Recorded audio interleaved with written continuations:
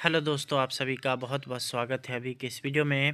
अभी थोड़ी देर पहले बिहार विद्यालय परीक्षा समिति के द्वारा जो विशिष्ट शिक्षक नियमावली है उसके लिए यहाँ पे जो सक्षमता परीक्षा होने वाला है उसको लेकर के डिटेल्स अधिसूचना जारी कर दिया गया है, जिसमें यहाँ पर इनके द्वारा सारा कुछ जो है यहाँ पर डिटेल्स दे दिया गया है, किस तरह से कब जो है आप लोग का एग्ज़ामिनेशन होगा और कब आप लोग का जो है यहाँ पे फॉर्म भरने की अवधि है।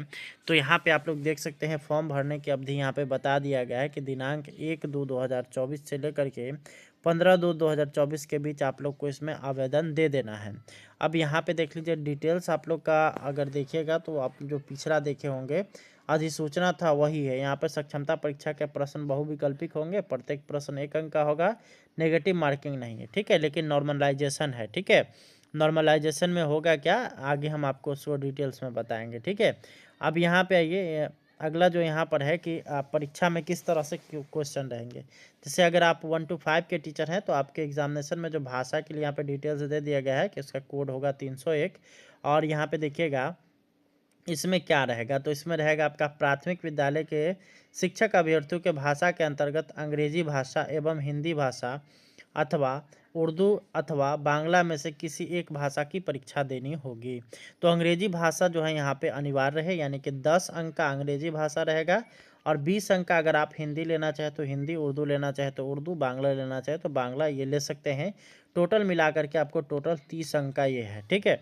आगे अब देखिएगा 6 to 8 वाले टीचर के लिए यहाँ पर सब्जेक्ट का कोड दिया गया है। कौन सा कोड किनका है आप यहाँ पे देख सकते हैं, देखिएगा नीचे। तो यहाँ पे 9-10 वाले शिक्षकों के लिए है।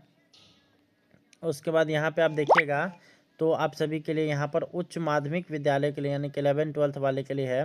नीचे पाठ्यक्रम आइएगा तो यहाँ पर देख सकते हैं कि बीपीएससी लेवल का यहाँ पे TRE 1 और TRE 2 का जो पहले से जो लेवल स्टार्ट है वहाँ से आप लोग का हो गया।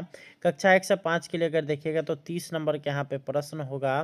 भाषा से 40 नंबर होगा आपका, सामान्य अध्ययन से यानी कि जीएस से, और सामान्य विषय में होगा आपका 80 नंबर का प्रश्न होगा। और ये जो इसका जो लेवल कर दिया गया है वो काफ़ी हाई कर दिया गया है, यानी कि आप अगर 1 to 5 के टीचर हैं तो आपको कम से कम 1 से लेकर के 8 तक अच्छे ढंग से यहाँ पे आप लोग को देखना पड़ेगा।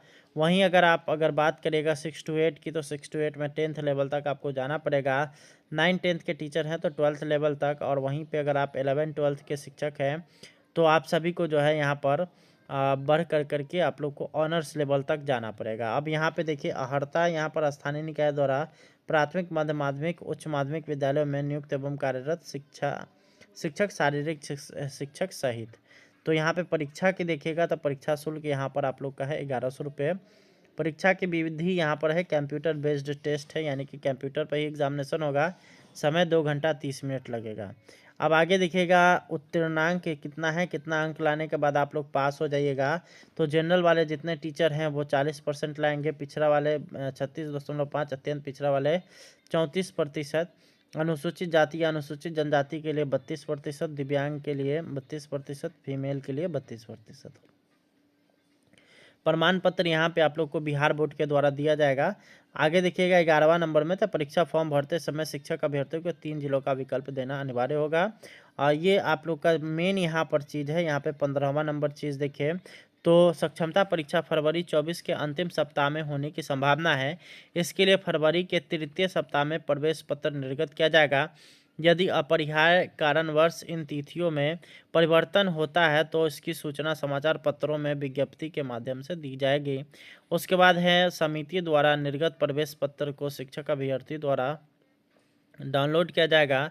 डाउनलोड किए गए प्रवेश पत्र जिला कार्यक्रम पदाधिकारी स्थापना द्वारा माह दिसंबर 2023 के वेतन भुगतान के सत्यापन हेतु भुगतान पंजी से कर भौतिक हस्ताक्षर के उपरांत अपलोड किया जाएगा।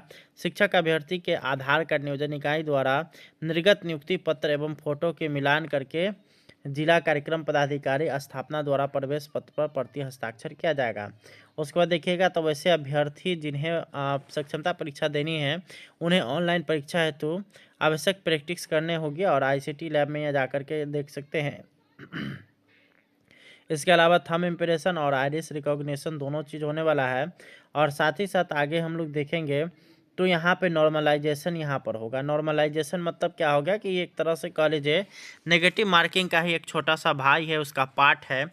यहाँ पे आप लोग देख सकते हैं कि सीबीटी विधि में आयोजित की जाने वाली परीक्षाएं जिनमें अभ्यर्थियों की संख्या अपेक्षाकृत ज़्यादा होती है, का आयोजन एक से अधिक पालियों यानी कि सीटिंग या तिथियों में किया जाता है। ऐसी परीक्षाओं में सामान्यतः अलग अलग पालियों में प्रश्न पत्रों के अलग अलग कठिनाई स्तर होने के कारण इन परीक्षाओं का परीक्षाफल तैयार करने के पूर्व नॉर्मलाइजेशन की विधि अपनाई जाती है, ताकि किसी विशेष पाली के अभ्यर्थियों को कोई लाभ या हानि न हो। इसलिए इस परीक्षा में भी नॉर्मलाइजेशन विधि अपना करके परीक्षाफल प्रकाशित किया जाएगा। आगे देखेंगे हम लोग नॉर्मलाइजेशन की प्रक्रिया के उपरांत अभ्यर्थी का जो भी नॉर्मलाइज स्कोर होगा वही अभ्यर्थी का प्राप्तांक होगा। अभ्यर्थी की उत्तीर्णता अथवा अनुत्तीर्णता का निर्धारण इसी प्राप्तांक के आधार पर कंडिका 9 में दिए गए उत्तीर्णांक प्रतिशत के अनुसार होगा, न कि रॉ स्कोर सही प्रश्नों की संख्या के आधार पर। जैसे उदाहरण के लिए यहाँ पे दिया गया है कि किसी सामान्य श्रेणी के अभ्यर्थी के 150 अंकों की परीक्षा में 61 रॉ स्कोर 61 है तथा नॉर्मलाइजेशन प्रक्रिया के उपरांत उनका नॉर्मलाइजेशन स्कोर 59.10 आता है, तो निर्धारित उत्तीर्णांक यानी कि 60 अंक प्राप्त नहीं करने के कारण अभ्यर्थी का रिजल्ट अनुत्तीर्ण घोषित होगा। यद्यपि परीक्षा में गलत उत्तर हेतु नेगेटिव मार्किंग का प्रावधान नहीं है, किंतु नॉर्मलाइजेशन की प्रक्रिया में अपेक्षाकृत अधिक प्रश्नों के गलत उत्तर दिए जाने की स्थिति में नॉर्मलाइजेशन स्कोर में ऋणात्मक प्रभाव आ सकता है। यहाँ पे आप लोग को एक चीज़ स्पष्ट कर देना चाह रहे हैं कि नॉर्मलाइजेशन होता क्या चीज़ है। तो जैसे मान लीजिए कि ये इसमें क्या होता है कि अलग अलग पालियों में अलग अलग एग्जामिनेशन आयोजित किया जाता है, जिसमें अलग अलग स्तर का जो है यहाँ पे क्वेश्चन रहता है, जिसमें जो है हो सकता है कि किसी पाली में कठिन परीक्षा हो जाए और किसी में क्या हो जाए कि यहाँ पे आसान एग्जामिनेशन हो जाए। तो ऐसे स्थिति में दोनों को और सही करने के लिए यहाँ पर एक बीच का रास्ता निकाला जाता है, तो उसे ही नॉर्मलाइजेशन कहते हैं। और यह देखा जाता है कि कौन से स्टूडेंट है जो कि ज़्यादा गलती किए हैं उनका जो है नंबर काट लिया जाता है। यही इसका जो है सीधा जो है इसमें आप लोग के लिए हो गया। आप परीक्षा आवेदन पत्र भरने के लिए यहाँ पे क्या चीज़ एक नया वेबसाइट बनाया गया है, www.bsabsakshamta.com पर जाकर के क्लिक करना होगा। क्लिक करने पर सक्षमता एग्जामिनेशन 2024 का लिंक खुलेगा, जिस पर अभ्यर्थी आवेदन कर सकते हैं। ऑनलाइन आवेदन करने के पूर्व आवेदक सुनिश्चित हो ले कि उनके पास उनका अपना कार्यरत ईमेल आईडी तथा मोबाइल नंबर मौजूद है। अभ्यर्थी अपना ईमेल आईडी एवं मोबाइल नंबर अंतिम परीक्षा फल प्रकाशित होने तक सुरक्षित रखेंगे। उसके बाद है परीक्षा आवेदन पत्र समिति की वेबसाइट पर भरने के विस्तृत विधि निम्नलिखित है। यहाँ पे आप लोग देखिए, पहले पंजीकरण करना पड़ेगा और उसके बाद फॉर्म भरना पड़ेगा। जब फॉर्म भर लीजिएगा उसके बाद फिर जो है आप लोग को शुल्क, फॉर्म भरने के बाद आप लोग को पेमेंट करना है। और यहाँ पे कौन कौन सी चीज़ें अपलोड करना है, उसमें आप लोग का फोटोग्राफ है जिसका साइज 20 KB से लेकर के 100 KB के बीच होना चाहिए। और हस्ताक्षर का अगर बात करेगा तो 10 KB से लेकर के 50 KB तक होना चाहिए। उसके बाद फोटो क्या होना चाहिए कि रंगीन में यहाँ पे इसको खींचा हुआ होना चाहिए, बैकग्राउंड सफ़ेद अथवा हल्के रंग का होना चाहिए। ठीक है, आगे देखिए, फ़ोटो खिंचवाते समय सिर पर टोपी या कोई कपड़ा तथा काला चश्मा स्वीकार्य नहीं है। ये महत्वपूर्ण चीज़ है। अगला यहाँ पर है कि प्रमाण पत्रों को अपलोड करना। कौन कौन से चीज़ लगेगा, तो मैट्रिक यानी कि 10th का प्रमाण पत्र एवं अंक पत्र। उसके बाद 12th का प्रमाण पत्र एवं अंक पत्र, स्नातक का प्रमाण पत्र एवं अंक पत्र, स्नातकोत्तर का प्रमाण पत्र एवं अंक पत्र, BA DLED बिलीव अन्य प्रशैक्षणिक का प्रमाण पत्र एवं अंक पत्र, आरक्षित श्रेणी के आवेदकों के लिए सक्षम प्राधिकार द्वारा निर्गत जाति प्रमाण पत्र, आधार कार्ड, TT सीटेट या स्टेट उत्तीर्णता प्रमाण पत्र। उसके बाद नियोजन इकाई द्वारा जारी नियुक्ति पत्र। उसके बाद दिव्यांग आवेदकों के लिए सक्षम प्राधिकार द्वारा निर्गत प्रमाण पत्र। ये इतना सारा प्रमाण पत्र आप लोग को लगने वाला है। उसके बाद आप लोग का यहाँ पर हो गया कि ऑनलाइन के अलावा किसी भी अन्य माध्यम से आवेदन स्वीकार नहीं किया जाएंगे। उसके बाद आप लोग देखिए, यहाँ पर घोषणा पत्र एवं आवेदन पत्र पर अंग्रेजी के लिए हस्ताक्षर के लिए अंग्रेजी के बड़े अक्षरों का प्रयोग वर्जित है। उसके बाद आप लोग का है घोषणा पत्र एवं आवेदन पत्र के यहाँ पे इसके लिए क्या हो गया कि आपका कैपिटल लेटर वर्जित है। वहाँ पे आप लोग को क्या करना है, स्मॉल लेटर में ही यूज करना है। उसके बाद है कि आवेदन आवेदन पत्र भरने के पश्चात आवेदक अपने आवेदन फॉर्म की एक हार्ड कॉपी डाउनलोड करेंगे एवं सुरक्षित संधारित रखेंगे। भरे गए आवेदन में किसी प्रकार की गलत जानकारी दिए जाने पर उम्मीदवार की उम्मीदवारी निरस्त की जा सकती है, कर दी जाएगी। और उसके बाद है यहाँ पे आप लोग देख सकते हैं कि इस परीक्षा हेतु ऑनलाइन माध्यम से आवेदन करने के इच्छुक पात्र अभ्यर्थियों को परामर्श दिया जाता है कि ऑनलाइन आवेदन पत्र भरने के क्रम में अपने सभी विवरणों को पूर्णतः सही भरा जाना सुनिश्चित करेंगे। अभ्यर्थी द्वारा ऑनलाइन माध्यम से भरे गए आवेदन पत्र में दिए गए विवरण युक्त प्रवेश पत्र की निर्गत किया जाएगा।